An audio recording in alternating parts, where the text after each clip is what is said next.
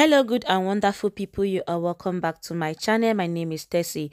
Good morning, good afternoon, and good evening to you all, depending on where you are watching from. So, AISHA YESUFU has again hit so hard on President Muhammad Buhari. I'm just going to read out what she said for you, lovelies. But please, if you're just watching me for the first time or you have been watching without subscribing, please and please kindly hit on the red subscribe button down below to subscribe. Also on the notification button. In that way, anytime we upload a new video, they will notify you. And I pray that the same way you lovelies are supporting me here in this channel, God will definitely send people that will support you in whatever you are doing in life, in Jesus' name.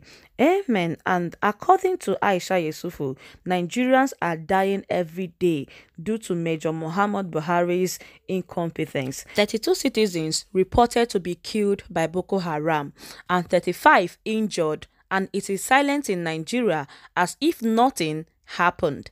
Fellow citizens has been killed by terrorists and not even addressed by the head of state or from the relevant authorities. If it was opposition that said something about the head of state, there would be several response from the several spokesperson of the head of state. How did we become so callous? How did life of our fellow citizens mean so little? All throughout yesterday on my Twitter handle, paid roles of the government and also sycophants were all over my timeline attacking me for saying Major Muhammad Buhari is incompetent, clueless, corrupt, inept, and a failure. They spent all day attacking me while the incompetence, cluelessness, corruption, ineptitude and failure of Major Muhammad Buhari was glaring in the attack by Boko Haram, killings of citizens, and silence on the part of the government. Major General Buhari is the worst commander-in-chief Nigeria has ever had. The misfortune of having his training as a military officer is a colossal waste. He has not shown capacity to occupy the position of being in charge of our security as a nation. How can we continue to have the terrorists being more strategic than our military? How can the commander-in-chief still keep the service of chief after repeated exhibition of their failure? Where is the chief of defense staff? What is he coordinating? What is he doing to ensure that Nigeria is protected? Why do we have the head of security agencies? Is it so they can continue to kill us as their wish? Why is the state security service more interested in arresting innocent citizens, making demand on government rather than infiltrating the terrorist assembly and gathering intelligence? Where are all the arms that Major Muhammad Buhari supposedly bought with the fund he withdrew without approval from National Assembly? Where are the jets purchased with the billions budgeted for this crazy war that has drained us all and put tears in our faces? Are we going to watch Boko Haram become more emboldened, attacking us while military repay and tell us they have rescued number of which we are never given their name or verified, nor any of those in captivities whose name are known ever rescued? How come the same Boko Haram that we are said to have been defeated are still fighting us this strongly with the capacity to inflict so much pain on us? Where is the strategic leaders? Are we going to all die before the government can do the needful? Where are we allowed to be at the mercy of the incompetence of Major Muhammad Buhari? So the lives of the Nigerians that died near Cameroon do not matter. Is it only the lives of those in Abuja that matter? When the citizens in other countries that their government cares about them are killed, Nigerian government shows concern and Major Buhari is quick to release a statement. But when it is Nigerian citizens that are killed, he would not be bothered. How did we come to mean so little to this government? We always shout that the world does not sympathize with us the way it sympathizes with other citizens when they are affected. Yet, we do not even care when our own are killed.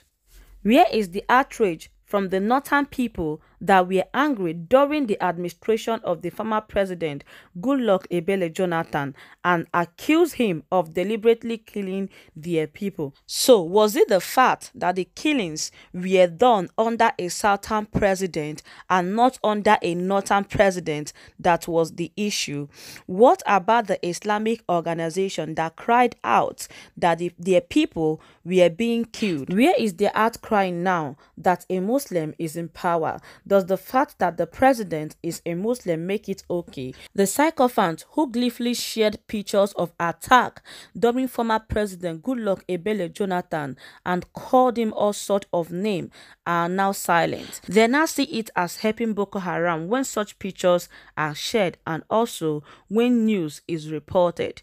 Were they helping Boko Haram when they made demand whenever such killings occurred during Jonathan? What is the use of a government that cannot protect the lives and the properties of its citizens or even show remorse when they are killed? Is the life of a chicken worth more than that of a Nigerian citizen? We have since concluded that the life of a cow seems to be more of value to this government than the life of the citizens. What is the worth of life of a Nigerian citizen to another Nigeria? We must ask ourselves this question. The way people are killed and we seem not to care is the way others will not care if we are the victims. As long as we do nothing about it, we are obviously waiting for the inevitable to happen. Those who have been killed before will not be killed again. The next to be killed could be you or me that are alive. Who is the next is the question. Okay, lovelies, and this is basically it for you all. And the thing is that everything that this lady has just said is nothing but the hard truth. Me, myself, I do wonder how these people do sleep with their two eyes closed with all the atrocities happening in the country without them being bothered. Even we that are not government officials, the thing do worry us. That's why we do talk about it every now and then.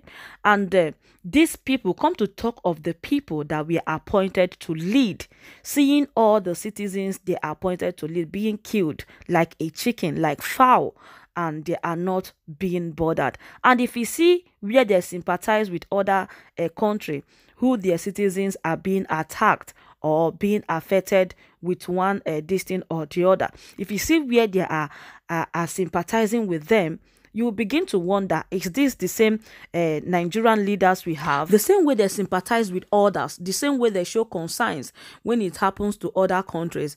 If they do so to Nigeria, by now, we will not be having all these problems we are having today. But when it happens to us, when it comes to our own, we that they are appointed to lead, you will see them show less concern. Sometimes they pay deaf ear. Sometimes they do pretend as if maybe they are not even aware.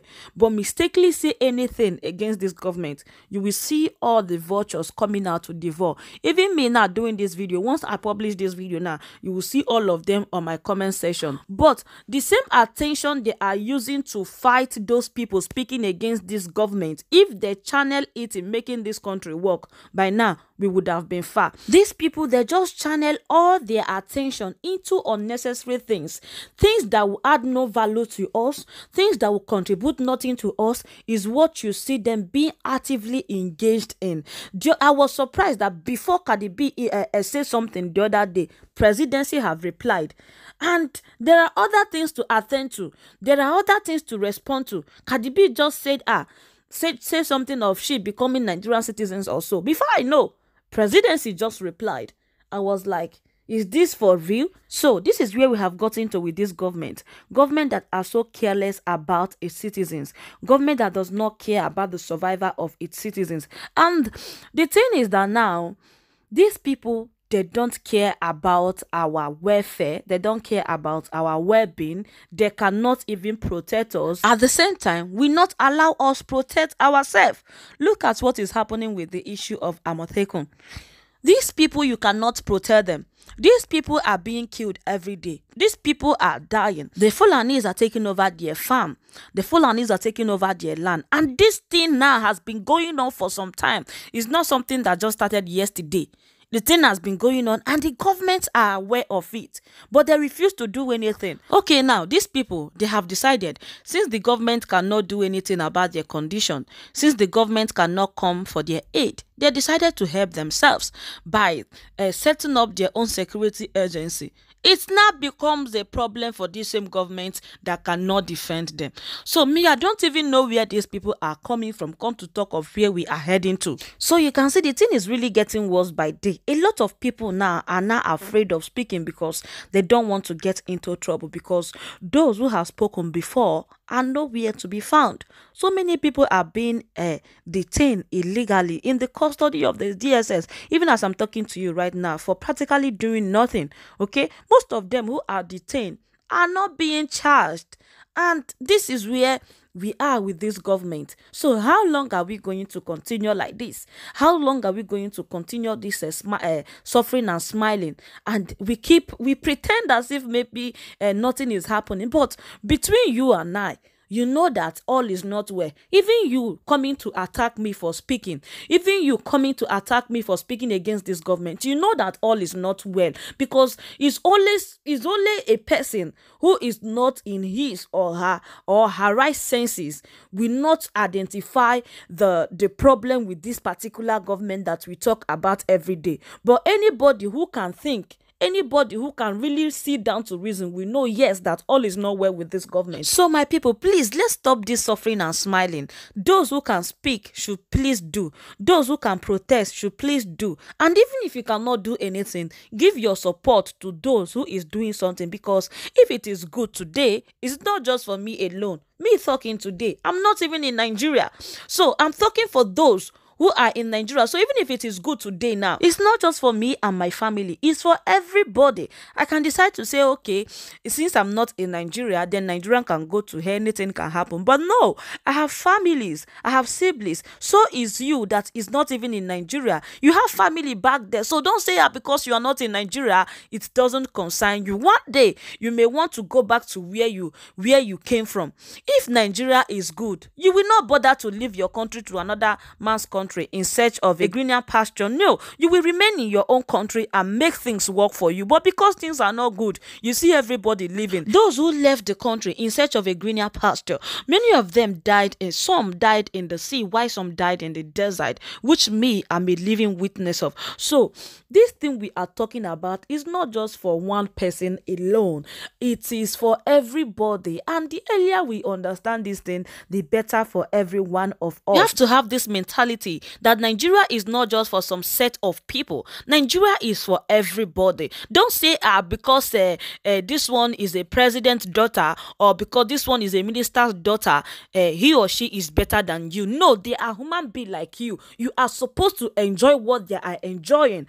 You understand? So don't subject yourself because you are a son of nobody. Who said so? You can become somebody. So it is the right time we begin to think the right way, so that we can actually stand to fight for what is our own right. And the earlier we do that, the better for every one of us. And this is basically it for you all. I have just said my own, and AISHA YESUFU has also said her own. And I would also like to hear from you on the comment section. And this is basically it for this video. I've come to the end of this video for today. So I'm waiting to hear from you on the comment section. So share your own thoughts with me on the comment section. And with that, I will just say thank you so much for watching. I really appreciate every one of you that stayed to this point of this video. Your love, support, and effort upon this channel is not taken for granted. So please share your thoughts with me on the comment section, and I will definitely see you all in my next video. Remain blessed until I come your way next time. Bye bye.